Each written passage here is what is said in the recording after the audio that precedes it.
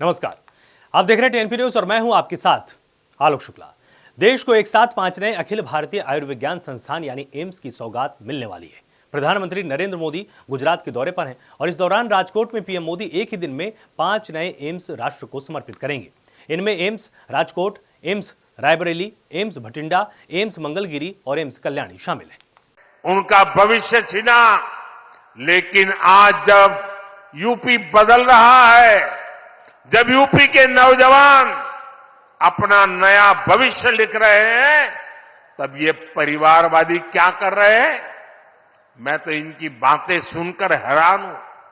कांग्रेस के शाही परिवार के युवराज का कहना है और चौंक जाएंगे आप। कांग्रेस के युवराज परिवार ने क्या कहा? वो कह रहे हैं और काशी की धरती पर आके कह रहे हैं, काशी के नौजवान, यूपी के नौजवान नशेड़ी है। ये कैसी भाषा है भाई?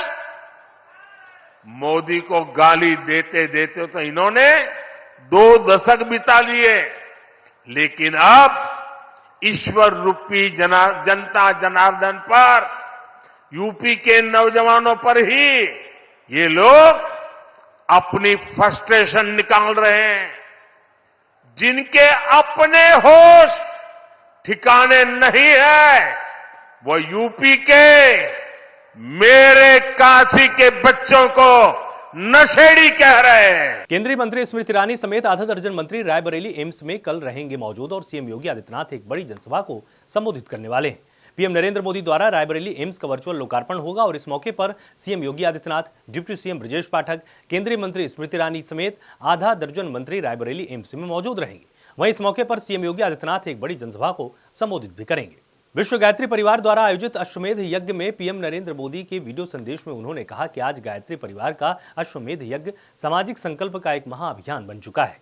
इस अभियान से लाखों युवा नशे और व्यसन से कैसे बचेंगे, उसकी एक असीम ऊर्जा राष्ट्र के निर्माण में काम आएगी। युवा ही हमारे राष्ट्र के भविष्य। गायत्री परिवार के सभी उपासक, सभी समाज सेवी, उपस्थित साधक साथी, देवी और सज्जनों,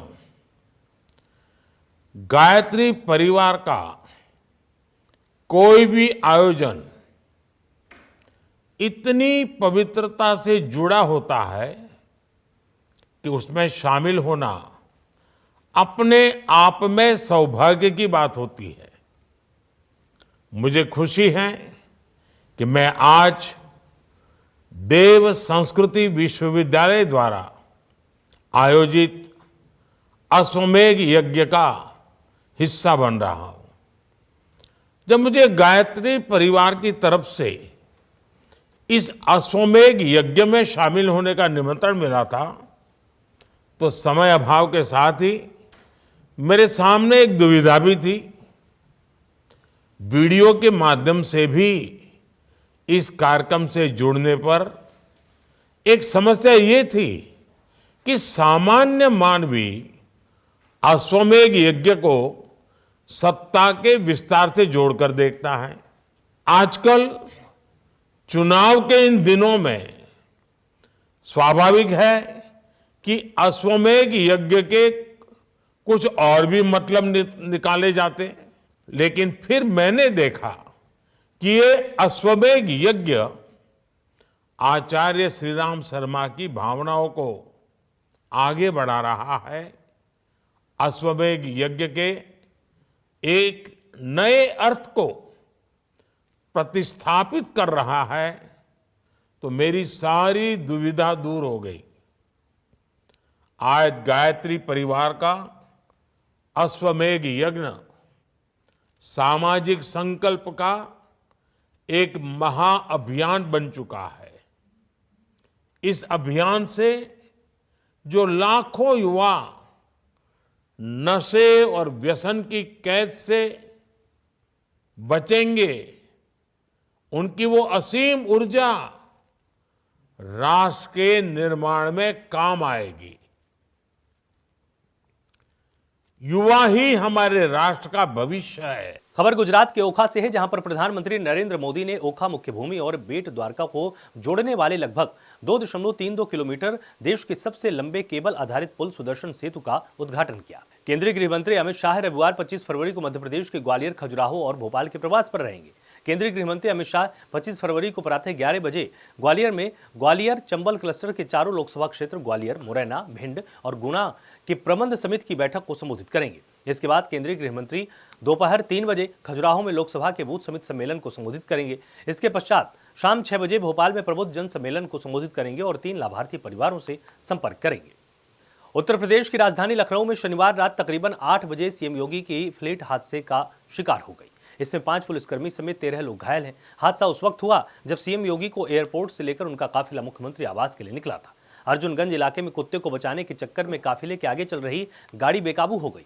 इसके बाद गाड़ी आपस में टकरा गई और फिर एक डीसीएम को टक्कर मार दी। इस दौरान कई वाहन क्षतिग्रस्त हो गए। वहीं इसको लेकर समाजवादी पार्टी के राष्ट्रीय अध्यक्ष अखिलेश यादव का बयान आया है। उन्होंने इस हादसे को लेकर ट्वीट किया है। हरियाणा के मुख्यमंत्री मनोहर लाल ने कहा कि आज कई लोगों ने इस कार्यक्रम की सराहना की और 50,000 से ज्यादा लोगों ने आज इसमें भाग लिया है।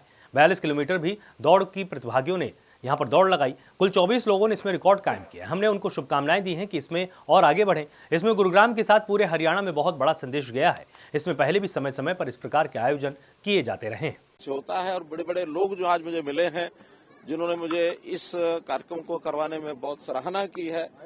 यहाँ की हमारी टीम ने लग करके मुझे लगता है कि 50,000 से भी ज्यादा लोगों ने आज इसमें भाग लिया है। और फुल मैराथन जिसको कहना चाहिए 42 किलोमीटर की दौड़ भी आज प्रतिभागियों ने लगाई। 21 किलोमीटर की भी मैराथन की दौड़ लगाई। 10 किलोमीटर, 5 किलोमीटर भी हिस्सा लिया और सभी में first, second, third, main first, second, third, male female दोनों अलग अलग। तो इस प्रकार से ये 6 और 4 इस प्रकार की मैराथन यानी 24 लोगों ने इसके अंदर अपने रिकॉर्ड कायम किए हैं। और जो रिकॉर्ड कायम किए हैं तो उनको हमने शुभकामना दी है कि आगे और इसमें आगे बढ़ें। कुल मिलाकर इस मैराथन का एक बहुत बड़ा मैसेज, संदेश गुरुग्राम के लिए तो है ही है, पूरे हरियाणा के लिए भी है। हरियाणा के मुख्यमंत्री मनोहर लाल खट्टर और भारतीय क्रिकेटर शिखर धवन ने गुरुग्राम मैराथन 2024 को झंडी दिखाकर रवाना किया। इस दौरान भारतीय क्रिकेटर शिखर धवन ने कहा, मुझे बहुत खुशी हुई है कि मैं यहाँ आया, इस कार्यक्रम में भाग लिया। मैं मुख्यमंत्री का धन्यवाद देता हूँ। बहुत अच्छा लगा कि इतने लोगों ने कार्यक्रम में हिस्सा लिया और इससे समाज में एक अच्छा संदेश जाता है। फिटनेस बहुत जरूरी है। बहुत अच्छा लगा कि 25,000 या 25,000 से भी ज्यादा लोग आके उन्होंने पार्टिसिपेट किया और दौड़े। 5 किलोमीटर, 10 किलोमीटर है इसमें। और ये बहुत अच्छा मैसेज जाता है पूरी सोसाइटी को कि भी फिटनेस बहुत जरूरी है। फिटनेस जरूरी है, मेंटल हेल्थ जरूरी है और अपनी सेहत का ध्यान रखे। जान है तो जहान है और ऐसे इनिशिएटिव्स के लिए हमेशा हाजिर हैं। आगे फरीदाबाद भी आप शामिल रहेंगे? हाँ जी, जैसे काफी और भी अगर मेरे पास तारीख हुई, डेट्स हुई और इनवाइट आए तो क्यों नहीं। आप खुद इतने फिट रहते हैं, हाँ तो जी। आपको लगता है कि मैराथन में नीताक्षी की नाम की लड़की, उसके पेरेंट्स स्टेज के पास खड़े हैं, प्लीज मिल लें। नीताक्षी नाम की लड़की, उसके पेरेंट्स स्टेज के पास खड़े हैं। आप खुद फिटनेस का इतना ध्यान रखते हैं शिखर, तो आपको लगता है कि मैराथन में बड़ी संख्या में लोगों को पार्टिसिपेट करना चाहिए? हाँ जी, हाँ बिल्कुल करना चाहिए और मैराथन में भी करना चाहिए और डेली लाइफस्टाइल में एक्सरसाइज लाना। और हमारे यहाँ से योगा निकला है तो योगा हो गया, एक्सरसाइज, जिस पे भी आपका मन करे अपने आप को 1 घंटा जरूर देना चाहिए, चाहे वो कोई सी भी फिजिकल एक्टिविटी हो, बहुत जरूरी है। और खाने पे भी कंट्रोल करना जरूरी है। साथ ही साथ यूथ के लिए यही मैसेज है कि भारत को फिर से सोने की चिड़िया बनाते हैं और सारे इकट्ठे हो गए, एनर्जी क्रिएट हुई है। जहाँ पे हर किसी से आप बात करो तो ये कहते हैं कि अगले 10 साल 20 साल भारत के हैं। छत्तीसगढ़ के मुख्यमंत्री विष्णुदेव साय ने लोकसभा चुनाव को लेकर प्रतिक्रिया दी है। उन्होंने कहा कि दिल्ली में कल केंद्रीय नेतृत्व के साथ पार्टी की महत्वपूर्ण बैठक हुई है। आगामी लोकसभा चुनाव में छत्तीसगढ़ की 11 की 11 सीटें हासिल करने पर चर्चा हुई है। आने वाले लोकसभा के चुनाव में 11 में से 11 सीट जीतने की रणनीति पर विचार हुआ है। सर, राहुल कितनी सीटों को लेकर नाम को रणनीति पर चर्चा हुई है। 11 की 11 सीट इस बार जीत के भारतीय जनता पार्टी को देंगे। प्रदेश में बड़ी कार्रवाई में एफआईआर दर्ज होने के बाद शराब घोटाले में उसके बाद एक बड़ी कार्रवाई कई जगहों पे जो है छापेमारी कर रहे थे, जांच आप तेज कर रही है शराब घोटाले को। अब ये उनका काम है। छत्तीसगढ़ के उप मुख्यमंत्री अरुण साव ने कहा कि दिल्ली में कल केंद्रीय नेतृत्व के साथ पार्टी की महत्वपूर्ण बैठक हुई। चुनाव की तैयारियों की समीक्षा हुई और आगे किस प्रकार से लोकसभा चुनाव की तैयारी के लिए जुटना है, इसको लेकर योजना रचना बना ली गई है। बीजेपी योग्य और जीतने वाले प्रत्याशियों को चुनाव के मैदान में उतारेगी। हमें विश्वास है कि राज्य की जनता इस बार बीजेपी को 11 की 11 सीटें देगी। कल पार्टी की महत्वपूर्ण बैठक हुई है केंद्रीय नेतृत्व के साथ। अब तक के चुनाव की तैयारियों की समीक्षा हुई और आगे किस प्रकार से लोकसभा चुनाव की तैयारी के लिए जुटना है, इसको लेकर योजना रचना बनी। भारतीय जनता पार्टी योग्य और जीतने वाले प्रत्याशियों को चुनाव के मैदान में उतारेगी और निश्चित रूप से आज जिस प्रकार से छत्तीसगढ़ की जनता का आशीर्वाद और जिस प्रकार से छत्तीसगढ़ की जनता नरेंद्र मोदी जी के साथ खड़ी है, हमें पूरा विश्वास है कि छत्तीसगढ़ की जनता इस बार भारतीय जनता पार्टी को 11 की 11 सीटें देगी। छत्तीसगढ़ में ईडी की कार्रवाई पर राज्य के उप मुख्यमंत्री अरुण साव ने प्रतिक्रिया दी है। उन्होंने कहा कि ईडी अपनी कार्रवाई सबूतों के आधार पर करती है। जिनके खिलाफ ईडी को साक्ष्य मिलेगा वहां ईडी अपनी आगे की कार्रवाई करेगी। देखिए, जहां पर भी ईडी अपनी कार्रवाई सबूतों के आधार पर क्रमशः कर रही है, जिनके खिलाफ भी ईडी को साक्ष्य मिलेगा, ईडी अपने आगे की कार्रवाई करेगी। किसान नेता सरवन सिंह पंढेर ने कहा कि आज शंभू और खनौरी में मोर्चों का 13वां दिन है। आज हम दोनों सीमाओं पर एक सम्मेलन करेंगे क्योंकि WTO पर चर्चा होगी। हमने भारत सरकार से मांग की है कि सरकार कृषि क्षेत्र को WTO से बाहर निकाले। हम शाम को प्रेस कॉन्फ्रेंस करेंगे। 26 फरवरी की दोपहर में दोनों बॉर्डरों पर 20 फीट ऊंचे पुतलों का दहन किया जाएगा। 27 फरवरी को किसान मजदूर मोर्चा, SKM, गैर राजनीतिक देश भर के अपने सभी नेताओं की बैठक करेगा और इसके साथ ही 28 फरवरी को दोनों मंच बैठेंगे और चर्चा करेंगे। 29 फरवरी को अगले कदम को लेकर फैसला किया जाएगा। हम प्रधानमंत्री मोदी से किसानों के साथ जो कुछ भी हो रहा है उस पर बोलने की मांग करते हैं।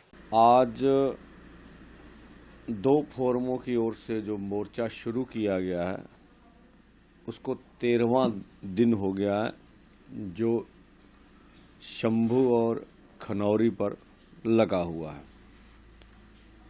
और आज हम WTO के मुद्दे के ऊपर, विश्व व्यापार संस्था के ऊपर बात करेंगे कि किस तरह से खेती सेक्टर को विश्व व्यापार संस्था प्रभावित करेगी। इसलिए शंभू पर और खनौरी पर बड़े बुद्धिजीवियों को बुलाकर इसमें आम किसानों से अपनी स्टेज से चर्चा होगी।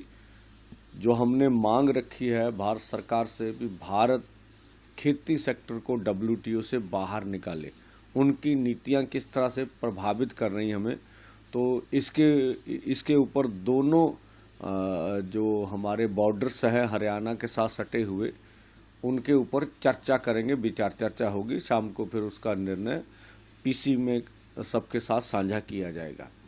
और कल 26 को हम लोग पूरे भारत को आह्वान कर रहे हैं कि हर गली कूचे गांव में WTO और कॉर्पोरेट के अर्थी फूक दहन किए जाने चाहिए कल सुबह 26 को। और 26 को दोपहर बाद हम लोग दोनों बॉर्डरों के ऊपर 20 फुट से बड़े जो बड़े पुतले बनाएंगे, उन पुतलों का दहन किया जाएगा। प्रयागराज में शिवकुटी थाना क्षेत्र स्थित नया पुरवा के पास कैंटोनमेंट एरिया में वीर अब्दुल हमीद गेट के सामने श्रद्धालुओं से भरी प्राइवेट बस पलट गई। इसमें 20 से अधिक लोगों को चोटें आई हैं। घटना की सूचना मिलने पर पुलिस और एम्बुलेंस ने घायलों को इलाज के लिए अस्पताल भेजा है। बता दें कि बस में तकरीबन 30 लोग सवार थे और ये सभी यूपी के गोंडा के पूरे बहोरी गांव के रहने वाले हैं।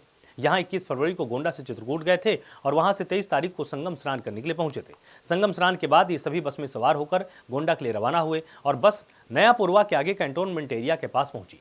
तभी बस डिवाइडर में जाकर टकराकर बस पलट गई। हादसा होते ही बड़ी संख्या में सेना के जवान मौके पर आए और उन्होंने लोगों को अस्पताल भेजने का काम किया। इस बस में तकरीबन 30 लोग बैठे थे, जिसमें 20 लोगों को चोटें आई हैं। एक व्यक्ति जिसका पैर कट गया है और स्वरूप रानी नेहरू स्थल के लिए उसको रेफर किया गया है।